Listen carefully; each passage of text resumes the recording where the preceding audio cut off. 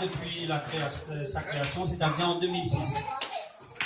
La DEPA a été créée par une cinquantaine de familles d'éleveurs ruinés suite à des gros problèmes sanitaires dans leur élevage.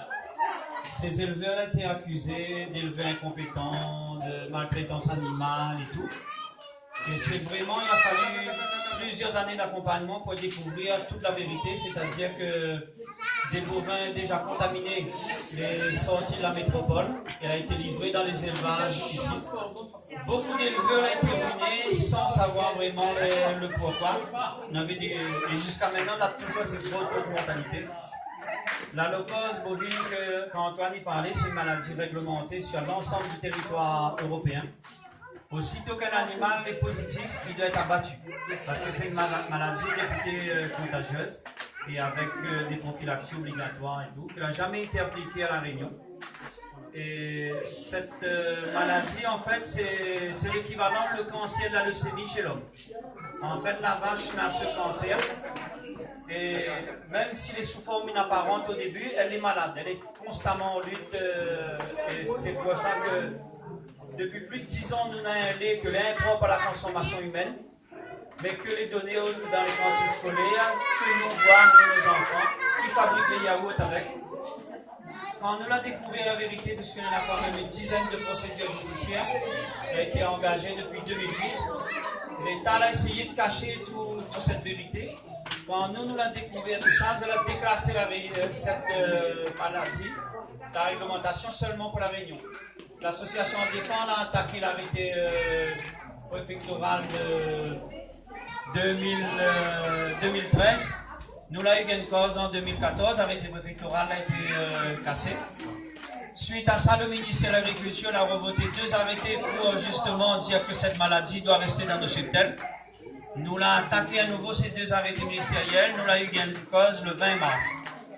Mais malgré que l'État a été condamné, à La Réunion, la DSV est en train de tout faire pour ne pas toujours éradiquer la maladie, parce qu'aujourd'hui, 90% des cheptels est atteint et 70% des animaux est positif.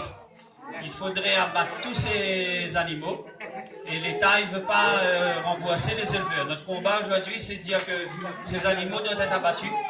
Mais ce n'est pas aux éleveurs de subir les conséquences économiques, financières, c'est à l'État de prendre ça en charge.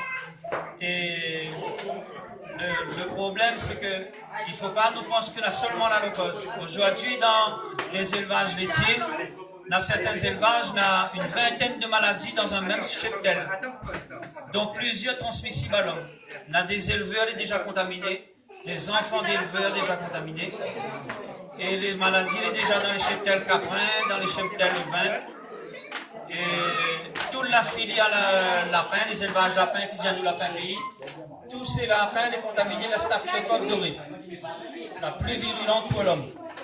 Et nous mangons ces lapins-là, ces éleveurs en contact avec ces lapins, les enfants des éleveurs qui entrent dans les bâtiments là en contact.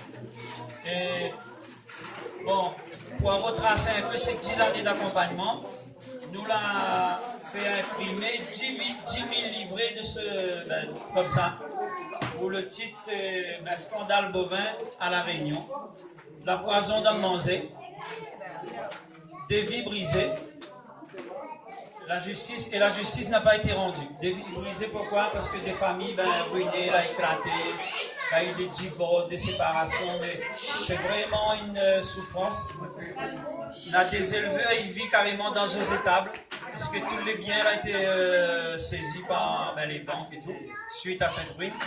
Ils ont suivi dans des étables, avec interdiction du service social de voir aux enfants parce que l'étable est insalubre. Il est devenu vraiment un scandale humain, au-delà du scandale sanitaire. On a des familles d'éleveurs là qui a tout perdu, juste hier à la base, c'est la famille Ferrer.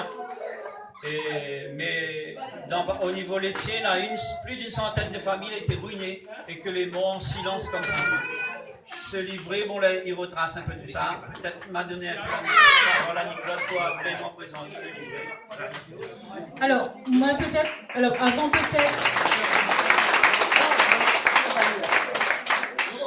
avant peut-être de présenter le livret, j'ai envie de dire que ce matin, m'a rencontré une dame, là, en fait, je ne connais plus, ça doit être Madame A5, c'est ça? Donc, les gens, ils semblent tomber des nues parce que les vrais que n'est pas connu. Depuis 10 ans, nous sommes en train de mener des combats, faire des articles dans les journaux, faire des manifestations. La défense est partie jusqu'à l'Europe pour aller défendre ces situations. Les gens n'est toujours pas au courant. Le mouvement a été ouvert à des consommateurs depuis l'année 2015, mais nous avons l'impression que les gens, les consommateurs, les dans une léthargie. Donc le message que nous passe aujourd'hui, c'est que nous voulons que vous entendez n'est un scandale sanitaire bovin, enfin que l'arrivée en tout cas avec les bœufs que l'on est en train de l'a déjà propagé dans notre élevage. Il faut absolument que nous, en tant que consommateurs, nous réveillions à nous. Parce que nous aura des conséquences sans que nous attendons, déjà au niveau parce que cette viande-là, les donner à nos enfants dans les écoles, les donner dans les établissements là, de santé, dans nos hôpitaux, etc. Et en plus, là, ces animaux-là, donc, j'ai envie de dire le fumier, le caca de ces animaux. En général, ici, les gens, ils prennent le fumier et ils retransportent pour les remettre dans d'autres. Et nous rendons compte, quand ça va regarder, que ce fumier, donc, il y a encore des traces, en fait, de ces maladies, donc, dans le fumier, et qui peut fixer encore sur la plante. Donc, quand ils plantent avec, il peut redevenir encore plus dangereuse encore avec les fruits et les légumes. Alors, donc, c'est vraiment un appel pour Diazote. Donc, nous avons besoin, donc là encore, donc là, de défendre, en fait. Quand nous défendons ces éleveurs, nous défendons aussi nos vies, la vie de nos enfants et de notre île, parce que nous avons aussi des impacts. Et c'est en ce sens que nous l'avons rejoint la CEMAC, parce que c'est aussi défendre cet aspect environnemental dans lequel nous sommes dedans. Nous, les une île, et s'il continue comme ça, nous va disparaître bientôt avec. Parce que c'est pas seulement les animaux, mais ça va atteindre les plantes, ça va atteindre. Et vous allez voir que de plus en plus, nous avons même des échos des gens qui disent à nous, donc en fait, sur les états de santé des gens, dans les hôpitaux, les gens, ils peuvent plus être soignés. C'est-à-dire que nous avons une liste que les faites, et ces gens-là, en fait, comme les animaux les nourris avec des aliments médicamenteux, donc dont des antibiotiques. Et ben quand il arrive et que nana a besoin encore de soins, et ben il passe plus en fait au niveau de l'hôpital. Mais il dira pas jamais ça. Il fera jamais le lien avec. Nous là il y a des témoignages d'éleveurs, nana des témoignages d'éleveurs où il dit effectivement que nana une fille que l'a fait des examens, elle a eu des problèmes de santé à l'hôpital de Saint-Pierre depuis 10 ans. Elle y réclame des analyses, l'a jamais donné à elle les analyses. Donc nous n'est pas en train de rêver, nous n'est pas dans une autre planète, nous n'est bien à la Réunion, département français, et voilà ce que nous sommes en train de vivre, sans compter ce que les autres éleveurs ils disent pas.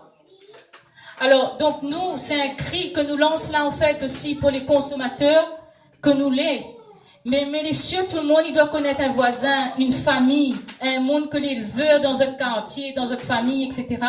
Donc faisons attention. Donc le livret que nous l'a fait là, c'est un livret en fait que nous l'a travaillé donc au sein de l'association qui retrace les 10 ans en fait de combat comme disait Daniel. Donc nous parle comment est née l'association, les procédures dans lesquelles nous les dedans. Ensuite on a une série de photos aussi que les parlantes. Les photos ils retracent les visages d'éleveurs, ils retracent des photos d'animaux que les morts donc ils montrent. Qui montre la résistance que nous l'a fait et les rencontres de travail que nous l'a fait avec les différents politiques, l'Europe, etc. Mais que Bana il veut rien entendre. Et à la fin, ce que l'important, c'est que nous l'a pris des exemples, des cas concrets des membres de notre association sur chaque plan. Nous l'a pris sur le plan social, sur le plan familial, le plan économique, patrimoine, etc. Et dans ce livret-là, nous pose les questions en fonction des situations. Et à la fin, nous, ce que nous réclamons en tant qu'ADEFA, c'est vraiment demander réparation et demander justice pour toutes ces familles-là. Parce que pour nous, c'est un problème déjà de droit humain. C'est un problème, en tout cas, nous, de aussi santé animale et de sécurité alimentaire que va planer bientôt sur quelques années sur l'île. Nous demandons aussi la justice, parce que les gens que l'on a mis à nous dans cette situation-là, c'est des responsables de l'État, de la DAF, de la direction sanitaire des services vétérinaires.